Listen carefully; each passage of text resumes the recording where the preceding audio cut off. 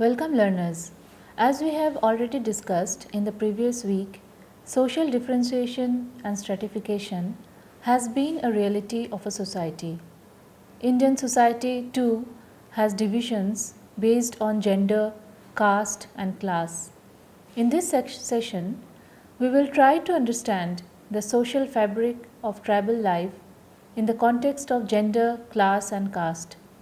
I will be recapitulating the meaning of class, caste, and gender and explain the relationship between class, caste, and gender. I will also discuss class, caste, and gender issues in tribal society.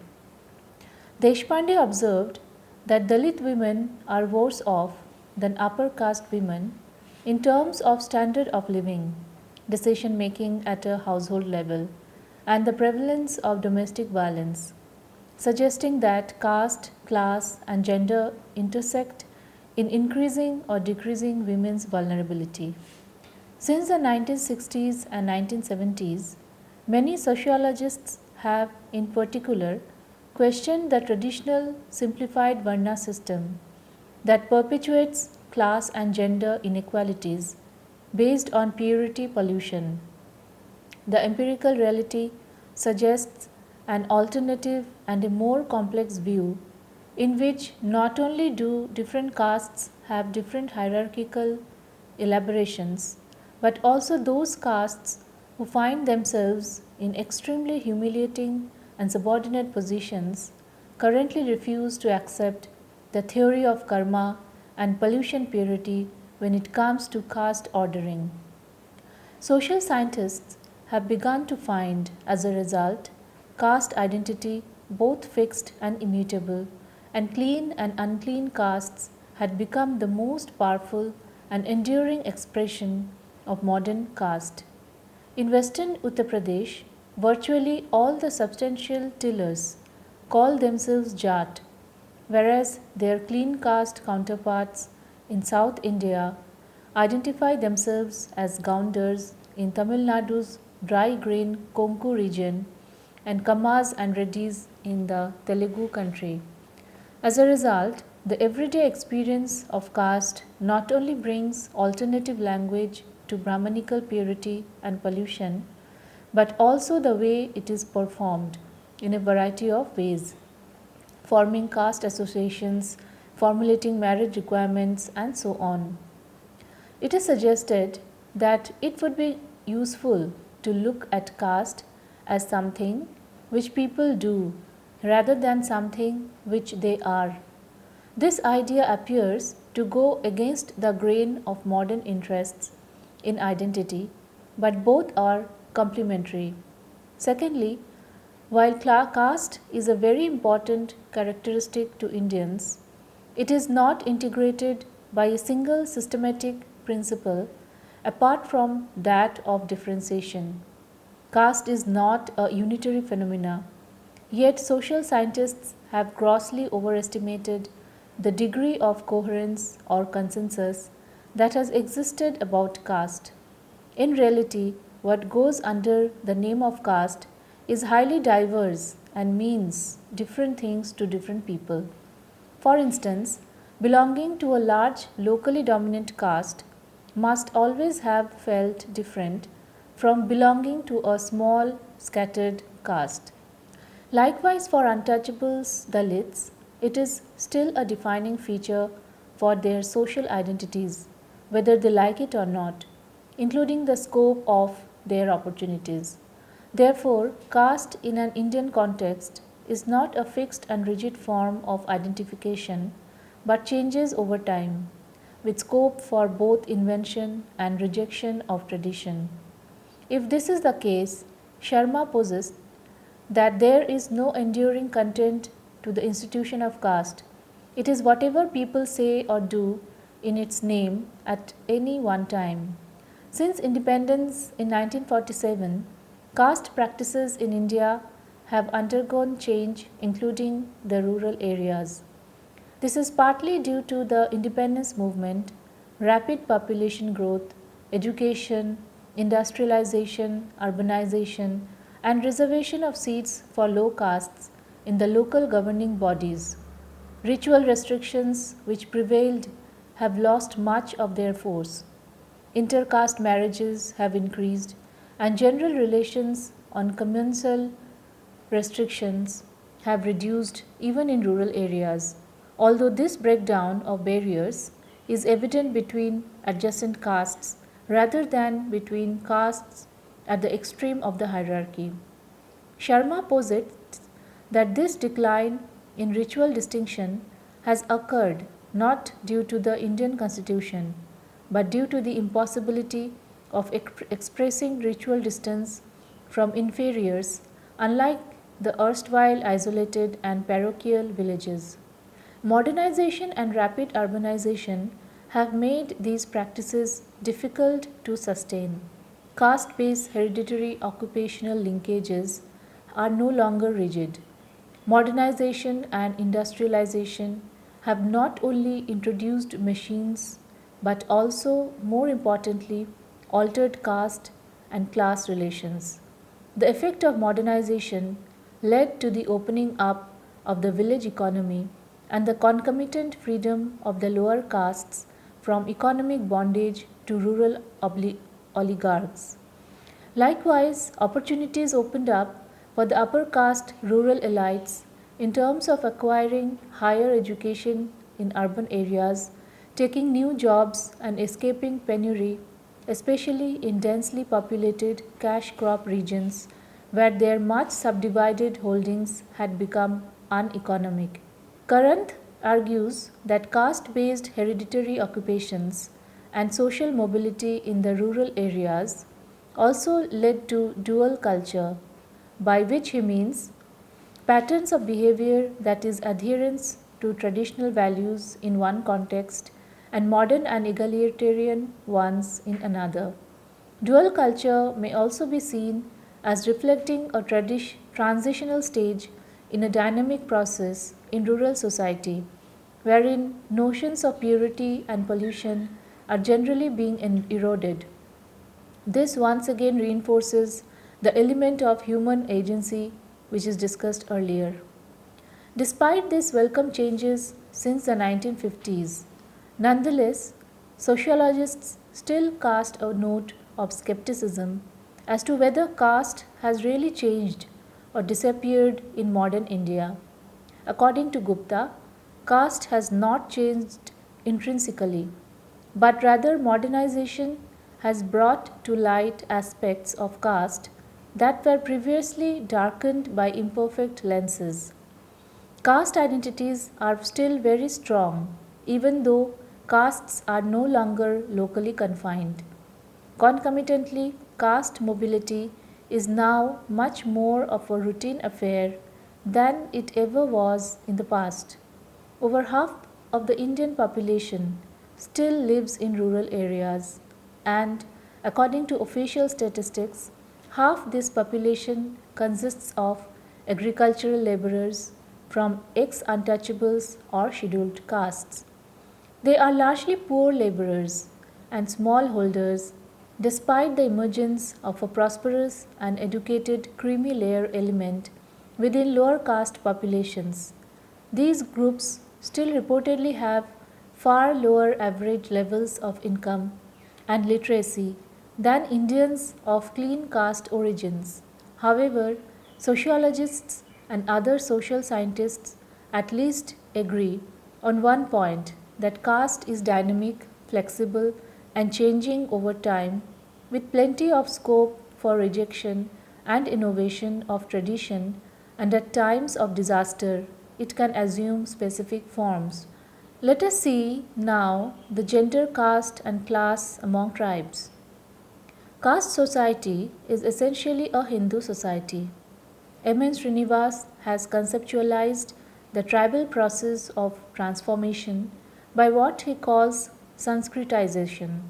In fact, since the period of British Raj, when the isolated tribal groups got exposed to the Hindu civilization, it has been analyzed with vantage point that the tribal groups are marginal to Hindu society and their future lies only in their incorporation with the caste Hindus. N.K. Bose, while arguing for the tribal population in Hindu society advances the plea that in the caste system, the productive activities of various castes are protected against competition from other castes. This attracts tribal groups to come within the caste fold even if they are accorded a lower status. Yet another reason for the easy absorption of tribal society into caste society is the superior technological base which the latter provides. Ghorye prefers to describe tribal groups as backward Hindus and sees their future only in accepting room in the caste system. For him, Hindu society and caste system are synonymous. Srinivas follows the same caste model for the tribals.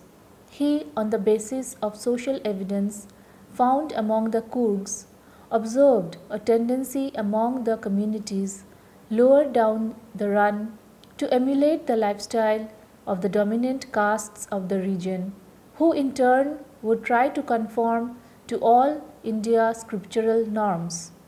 By this process of emulation, the castes lower down the rung would move up in the caste ladder. Given below are some examples of tribes who have undergone these changes. Let us see the Bhil tribe. Traditionally, the Bhils were agriculturists, and in course of time they have adopted a large number of occupations. Now the Bhils have turned as entrepreneurs and executives in corporations from traditional agriculturists.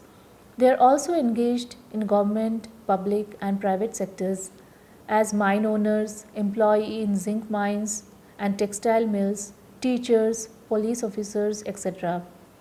This occupational mobility has broken the traditional interdependence on agriculture for their livelihood.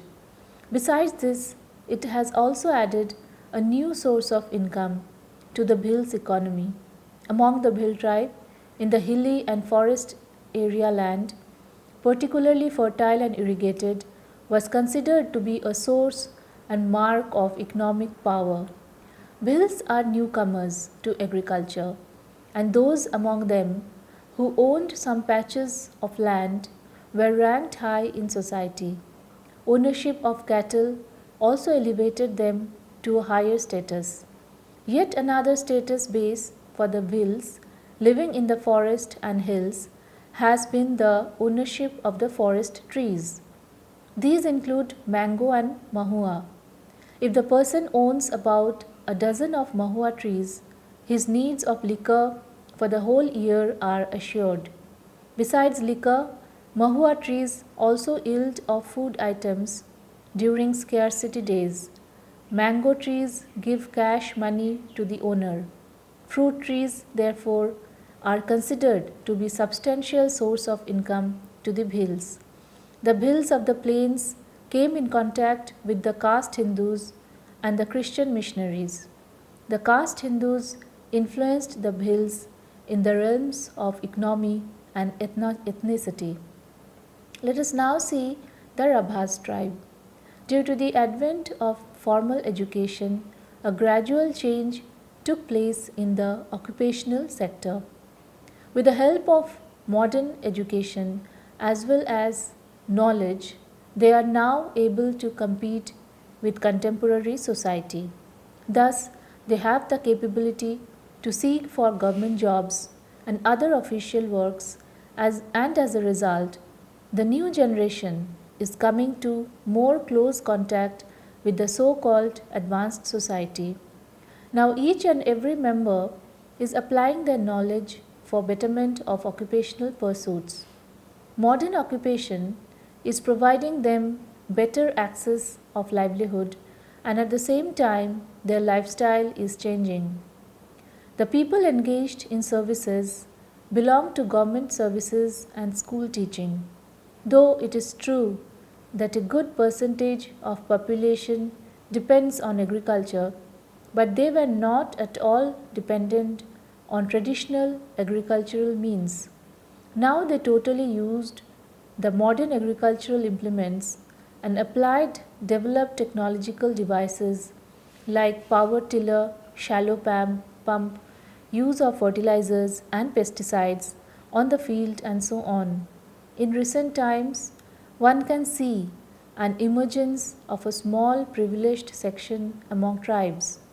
A small privileged section has been emerging as a result of the advantages of special privileges, education, land owning, or other factors, while on the other extreme is the lowest, toiling, exploited classes of contemporary Indian society. This class of vocal, privileged minority would inevitably utilize the benefits bestowed on the tribals in the form of special concessions in their game of the entire tribal people, but which in reality would serve only their interests. In contrast to the isolated homogeneous tribe, the caste is heterogeneous, hierarchically stratified, with more interactions and occupational specializations. However, it would be wrong to conceive a tribe as completely isolated. A tribe is relatively isolated in comparison to the Hindus. It is said that in India there is a process of gradual conversion of the tribal people into caste. It is believed that with the lessening of isolation and increasing interaction with the Hindus, the tribals come closer to the caste pole. It is believed that as the tribals come in close contact with the caste Hindus, often there is continuous process of imbibing and borrowing from the neighboring Hindu culture, and accordingly the tribals gradually come under the caste fold and get accommodated in the bottom strata according to the nature of the adaptation of the Hindu values and behavior pattern. Let us now see the Mundas of Midnapur district in West Bengal. There are different elements of continuity between the tribal Munda and the Hindu socio-cultural systems.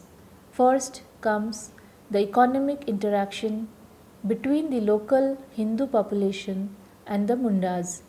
Since there is no artisan group among the Mundas, they totally depend on different Hindu artisan castes. The Mundas also get services like midwifery, hair cutting, and washing from the Hindu castes. In the ceremonies associated with the rites of passage, the Mundas, like the local Hindus, utilize the services of the Brahman, that is a priest, Dhobi, that is a washerman, and so on. The Mundas normally do not take any service from the local caste Hindus for performing rituals except in the case of birth, marriage, and death. Mundas regularly attend some popular Hindu festivals.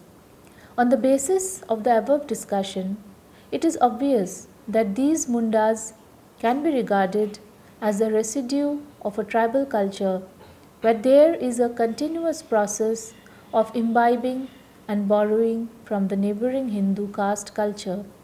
One can also observe these changes as part of a conscious effort of the Mundas to follow the Hindu beliefs and practices and behavior patterns as a process to identify themselves with the neighboring dominant Hindu culture. One can also observe these changes as part of a conscious effort of the Mundas to follow the Hindu beliefs and practices and behavior patterns as a process to identify themselves with the neighboring dominant Hindu culture. To maximize the difference between Hindus and tribals, it is routinely said that the tribals, unlike the Hindus, have equality and no caste system.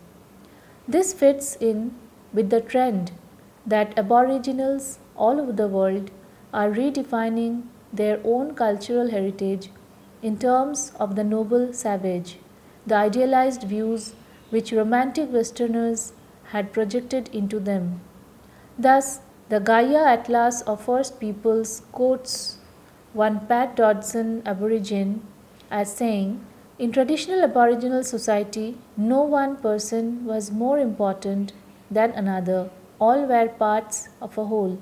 Growth and stature were measured by contribution, participation, and accountability.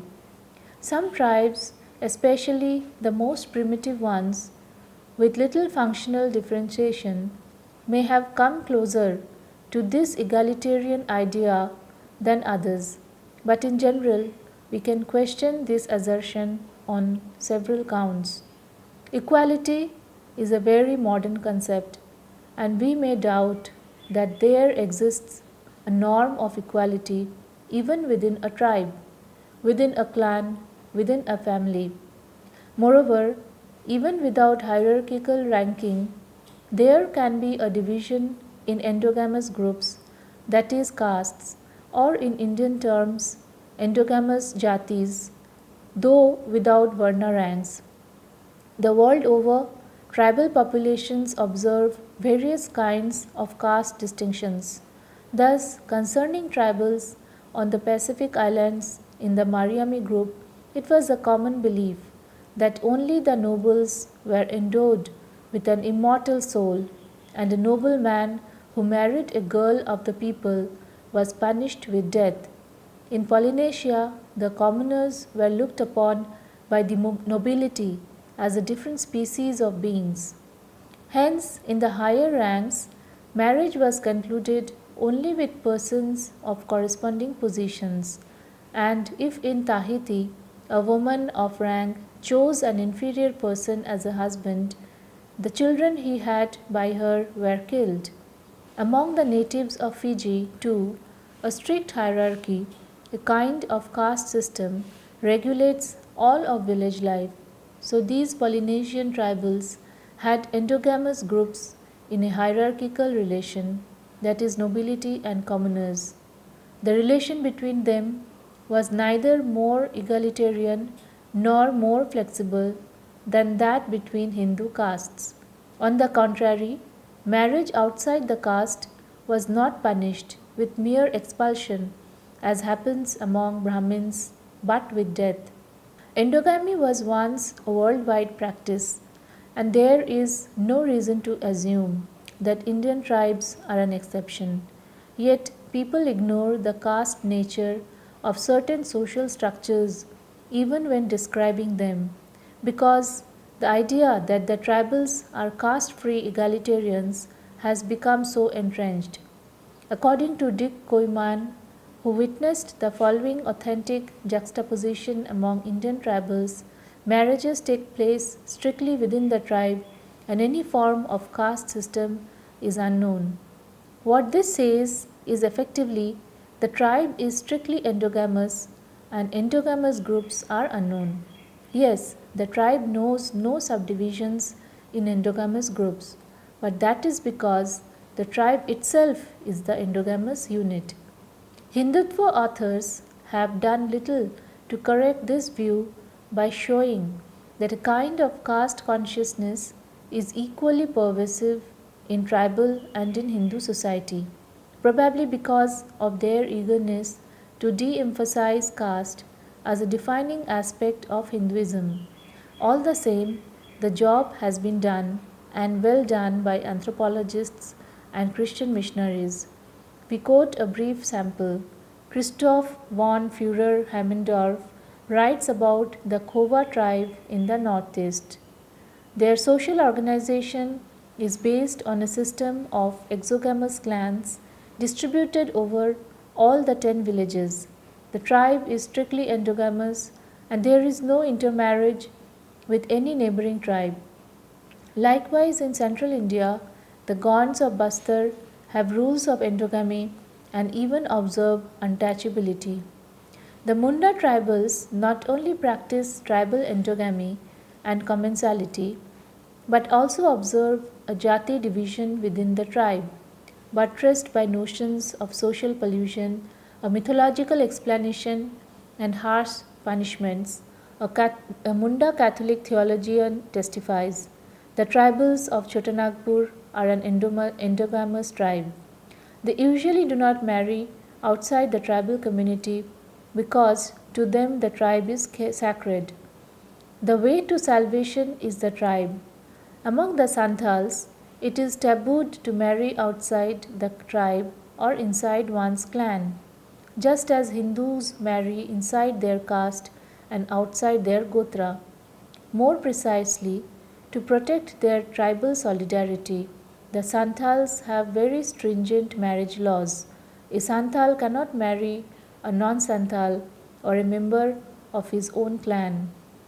The former is considered as a threat to the tribe's integrity, while the latter is considered incestuous.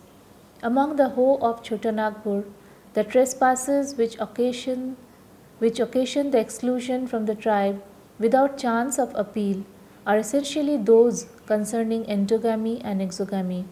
Christian missionaries have had to accommodate the attachment of tribals to their caste rules. From the discussion above, we can very well understand that tribes are not egalitarian in nature, but there is the existence of class and caste system among them. We find that the notion that the tribals have no caste distinctions is mistaken. Hindu caste society is not antagonistic to tribal society. On the contrary, it is nothing but tribal society at a more advanced and integrated stage, where tribes are no longer self contained societies but building blocks of a much larger and more complex society. Thank you.